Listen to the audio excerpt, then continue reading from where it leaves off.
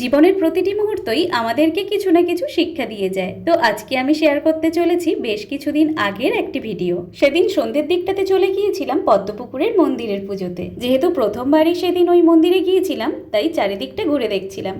এই যে এখন আমার পেছনে যে পুকুরটি দেখা যাচ্ছে, আমাদের বাড়ির মানসিক পুজোর রাতের ঘটগুলো এই পুকুরেই তোলা হয়েছিল।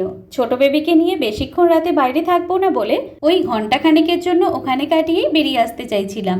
কিন্তু যার জন্য বাড়ি ফিরতে চাইছি সেই বাবুই এখন এখান থেকে যেতে নারাজ। আমরা মা বাবা তো দূরের কথা, ওর দিদা ঠাকুমাও কিছুতেই ওকে এখান থেকে নিয়ে যেতে পারছে না।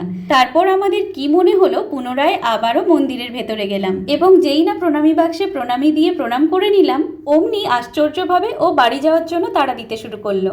আমরা তো ওখানে পৌঁছানো মাত্রই একবার মন্দিরে গিয়ে প্রণাম করেছিলাম, কিন্তু তারপর চারিদিকটা ঘুরে দেখতে গিয়ে ফেরার সময় প্রণাম করতে ভুলেই গিয়েছিলাম। ভগবান হয়তো নিজের মুখে কিছু বলেন না ঠিকই, কিন্তু একটা শিশুর মধ্যে দিয়ে সেদিন ওনার অস্তিত্ব আমাদেরকে বুঝিয়েছিলেন।